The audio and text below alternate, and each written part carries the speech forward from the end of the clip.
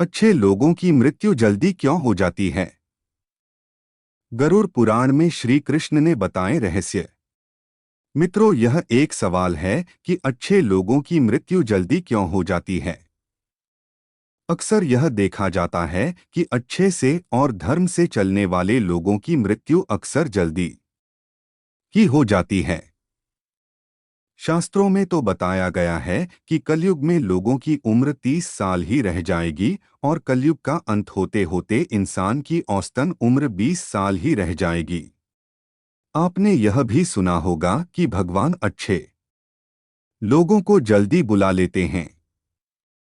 नमस्कार मित्रों, आपका हमारे चैनल विजजू बासीवाल में एक बार फिर स्वागत है। मित्रों, धर्म कोई सा भी क्यों ना हो, हर किसी में यही बताया गया है कि जिसने इस धरती पर जन्म लिया है उसकी मृत्यु निश्चित है। और अगर बात सनातन धर्म की करें तो इसकी एक मान्यता के अनुसार बच्चे के जन्म की छठी रात ही ब्रह्मा जी उसकी किस्मत लिख देते हैं, जिसमें उसके आने वाले कल जैसे विवाह, पढ़ाई, नौकरी, यहाँ तक कि मृत्यु की तारीख तक शामिल होती है।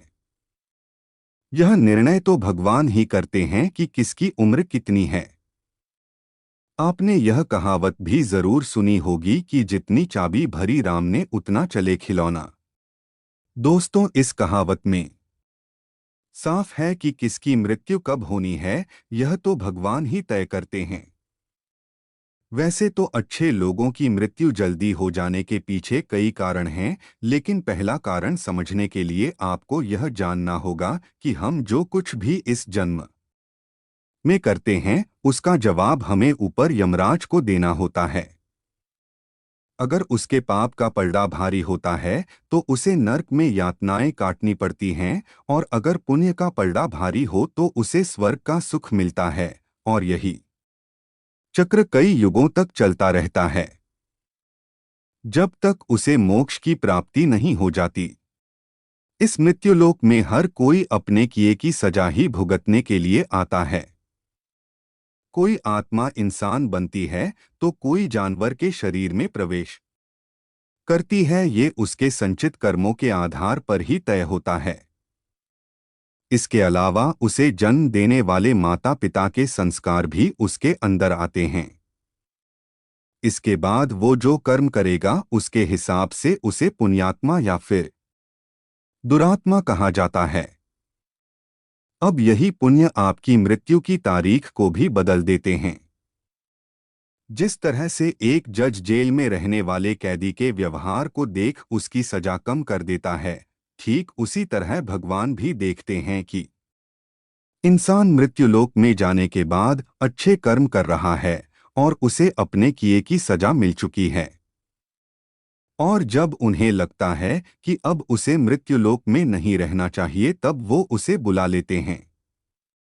भगवान के दंड विधान के अनुसार हर व्यक्ति को केवल उतना ही दंडित किया जाना चाहिए जितना उसके पाप किया है। अब क्योंकि अच्छे लोगों के पाप कर्म बुरे लोगों के पाप कर्मों की तुलना में अधिक होते हैं, इसलिए अच्छे लोग अपने पापों का फल जल्दी ही भुगत लेते हैं। हिंदू धर्म में मान्यता है कि भगवान हर अच्छे आदमी को किसी न किसी उद्देश्य के साथ ही इसे मृत्युलोक में भेजते हैं, और भगवान का अपना अवतार उन्हीं उद्देश्यों में शामिल है। इसीलिए जब वो उद्देश्य जल्दी पूरे हो जाते हैं तब भगवान उन्हें वापस बुला लेते हैं। अर्थात अच्छे लोगों की मृत्यु उनके अच्छे कर्मों पर ही निर्भर करती है। इसके अलावा आपको ये भी बता दूं कि जो लोग ये कहते हैं कि मरने के बाद इंसान खाली हाथ जाता है, उन्हें यह जान लेना चाहिए कि 3 चीजें ऐसी हैं जो मरने के बाद भी उसके साथ जाती हैं। एक है संचित कर्म, दूसरा है स्मृति और तीसरी है जागृति। इसीलिए आप अब किसी से ये मत कहना कि आप खाली हाथ आए थे और खाली हाथ जाएंगे। क्या आपने कभी एकांत में यह सोचा है कि आपको यह मानव जीवन क्यों मिला है? तो दोस्तों, महाभारत में युधिष्ठिर महाराज के एक प्रश्न के उत्तर में भीष्म पितामह ने कहा था कि मनुष्य से बढ़कर कोई भी जीव नहीं है। आपको यह जानकर आश्चर्य होगा कि 84 लाख योनियों के बाद हमें मनुष्य जीवन मिलता है और संसार के सभी प्राणियों में मनुष्य ही सबसे श्रेष्ठ है। इसकी वजह है मनुष्य में सत्य एवं असत्य का विवेक कराने वाली हमारी बुद्धि का होना। लेकिन इस धरती पर हम दुनियादारी के चक्र में कुछ इस तरह फंस जाते हैं कि हमारी बुद्धि सीमित दायरे में ही सिमटकर रह जाती है। हम सांसारिक सुखों को ही सब कुछ मानकर उसमें लिप्त रहने में ही अपना सौभाग्य और अपने जीवन की सफलता समझते हैं। यही गलती हम कर जाते हैं, क्योंकि इसके बावजूद कोई भी व्यक्ति यह दावा नहीं करता कि वह पूरी तरह से सुखी है। सच्चाई यह है कि हमें सामान्य मानव जीवन के उद्देश्य की पूर्ति के लिए निरंतर प्रयास करते रहना चाहिए। यह सच है कि अपने और अपने परिवार का भरण पोषण की जिम्मेदारी हमारी है और हमें इसे हर हाल में निभाना चाहिए। लेकिन क्या आपको यह मालूम है कि आप कहां से आए हैं और आपको कितने दिनों तक या कितने सालों तक इस जगत में रहना है और आपकी मंजिल क्या है? तो इन प्रश्नों के उत्तर में ज्यादातर लोग यही कहते हैं कि पता नहीं, ऐसे लोग बड़े ही अजीब होते हैं। वो यात्रा तो कर रहे होते हैं पर यात्रा के संबंध में उन्हें कुछ जानकारी नहीं होती। परमधाम तक पहुंचना है मनुष्य के जीवन का लक्ष्य। उन्होंने मानव जीवन पाया है लेकिन उन्हें अपने जीवन का लक्ष्य मालूम नहीं होता। हमारे आपके जीवन का मतलब है एक उद्देश्य खोज लेना और अपने भीतर शांत रहना। कहा गया है कि मनुष्य आनंद लोक का वासी है और आनंद के परमधाम तक पहुंचना ही उसके जीवन का एकमात्र लक्ष्य भी है। इसलिए मनुष्य को इस संसार की मृग मरीचिका से निकलकर भव्य जीवन की प्राप्ति के लिए साधना के मार्ग को अपना कर अपने गंतव्य को पहचानना चाहिए। अच्छे लोगों की मृत्यु जल्दी इसलिए होती है। इसी तरह मित्रों, श्रीमद्भगवद्गीता में भी भगवान श्री कृष्ण कहते हैं कि ये एक आध्यात्मिक और ईश्वरीय जीवन का पद है जिसे प्राप्त करके मनुष्य मोहित नहीं होता। अगर कोई जीवन के अंतिम समय में भी इस तरह की स्थिति में हो तो वह भगवद्धाम में प्रवेश कर जाता है। मनुष्य कृष्ण भावनामृत या दिव्य जीवन को एक क्षण में तुरंत प्राप्त कर सकता है और हो सकता है कि उसे लाखों जन्मों के बाद भी यह प्राप्त न हो। मित्रों, यह तो सत्य को समझने और स्वीकार करने की बात है।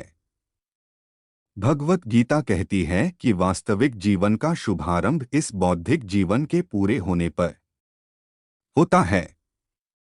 दोस्तों, इन सभी बातों से यह तो स्पष्ट होता है कि हम सभी एक निश्चित समय के लिए धरती लोक पर आते हैं और कुछ विशेष कर्मों को करने के लिए आते हैं।